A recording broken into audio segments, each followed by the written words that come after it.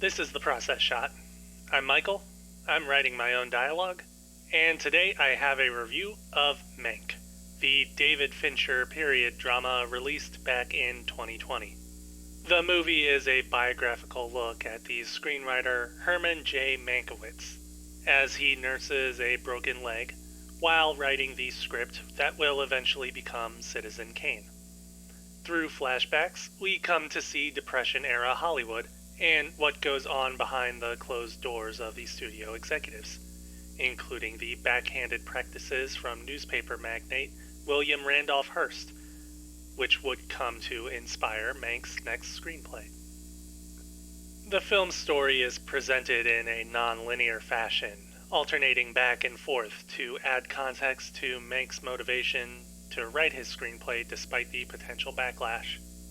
It's an interesting method of storytelling, and one which harkens to Citizen Kane itself and its use of flashbacks.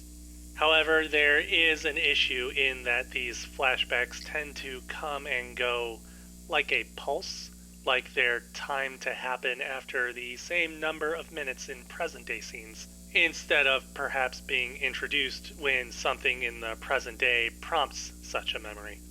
Granted, that does happen at some points, but it isn't consistent, and eventually it just becomes predictable and a bit distracting rather than necessary for the story.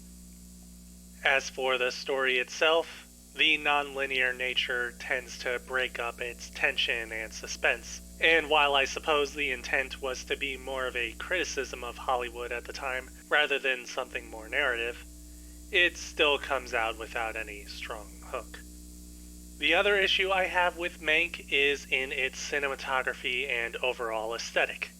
It's obvious that the filmmakers are trying to put the film within the era of the story, being shot in black and white, using cigarette burns for some transitions, and even futzing with the audio to give the film a bit of an echo as though it were being screened in an actual theater. The problem is that it only takes this so far, and there is clear room for expansion. The movie is shot and framed for a wide aspect ratio, which wouldn't have existed in the 30s and 40s, and the film's image is clean and pristine, being shot digitally, which is obviously anachronistic.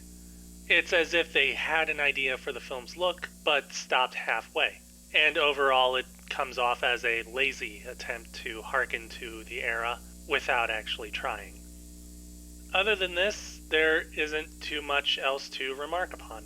The acting talent of the film is exceptional, and the characters they portray are written well and with a good amount of depth and development. Overall, the film's story is interesting enough to keep you attentive, though dialogue can come out a bit stilted or wooden at times. In the end, I think that Mank does well in some areas, but falters in others, and as such it wastes some of its potential. I probably wouldn't even have anything to say if it had tried harder to better mimic the visual style of classic Hollywood. Mank, David Fincher, 2020. 3 stars. It's not a bad watch, so I'll still recommend it, but it's not something you need to see right away.